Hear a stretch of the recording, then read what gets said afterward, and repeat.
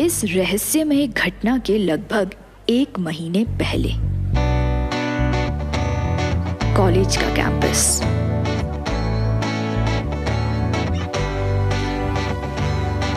कई लड़कियां घेरा बनाए खड़ी थी, खींची जा रही थी। बहुत सी जरूरी बातें होती हैं ऐसे ग्रुप की भी, किसी का किसी से अफेयर, कोई नई रिलीज हुई फिल्म जिसमें हीरो ने शर्ट उतारी हो, कोई प्रोफेसर जो विग लगाना भूल गया हो, या फिर जूनियर्स जिनका बकरा बनाना हो। अरे पूजा, इधर आ। पूजा सांवली लंबी सी थी, जिसके उभरे नए नक्श थे, लंबे काले बाल थे। वो एक तरह से उन सबकी लीडर थी और बहुत खूबसूरत थी। ये तेरा दुपट्टा कैसे फटा? मत पूछ दिया, अब तो आदत डाल लो इन सब की। क्या मतलब? वही लफंगियां और क्या। कॉलेज में कंप्लेन करो तो वो उनकी जिम्मेदारी नहीं, पुलिस वाले कान में तेल डालकर बैठे। घर पर कंप्लेन करो तो उल्टा मुझे ही घर बैठा लेंगे। कॉलेज जाना बंद। ये उस कॉलेज की हर लड़की की समस्या थी। कॉलेज आने जाने का जो एकमात्र रास्ता था, वहाँ अक्सर लफंगों का जमघट लगा रहता था, जो अश्लील फब्तियों के अलावा कई बार हाथ मारने, पान थूकने या दुपट्टा खींचने से भी नहीं चूकते थे। लड़कियों ने कई बार शिकायत की थी, पर पुलिस ने कुछ नहीं किया, क्योंकि उन लफंगों में कुछ लोग स्थानीय पार्टी के कार्यकर्ता भी थे। और दिया, अब तो कॉलेज के लड़कों की भी हिम्मत बढ़ती जा रही है। उन लोगों ने ये दुपट्टा खींचा था ना, तब वो मारा कमीना दीपक भी था वहां। दिया गंभीरता से कुछ सोचने लगी।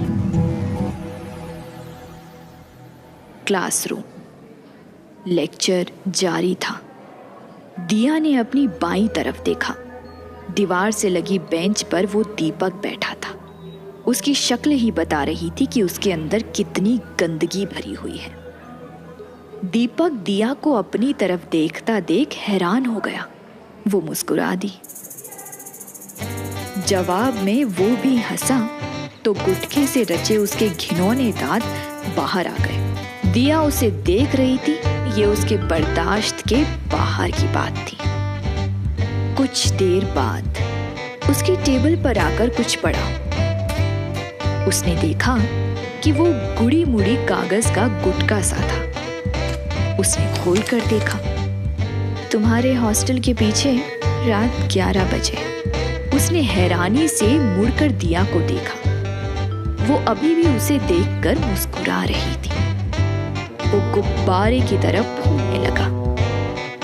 दिया उसे मिलने बुला रही थी, वो भी रात में और अकेले। रात के 11 बज रहे थे।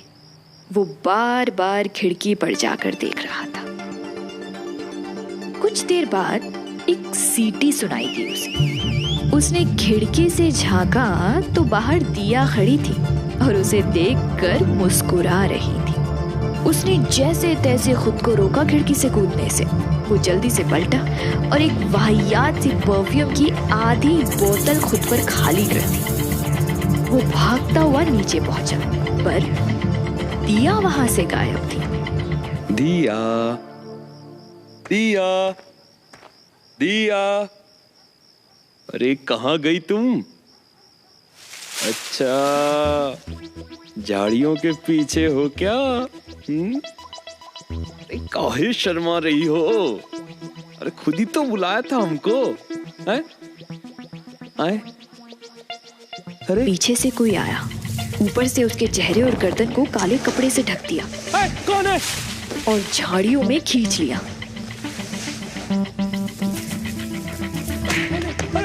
और फिर कहीं से 4-5 साए प्रकट हुए और उसके बाद हॉकी, लट्टू, सैंडल, थप्पड़, लात, घूसा, कुछ भी ऐसा बाकी नहीं था जिसका स्वाद उसे ना मिला हो। दिया की इस हिम्मत भरी हरकत का क्या होगा अंजाम, और उस भूतिया ट्रेन स्टेशन से दिया का क्या कोई कनेक्शन है?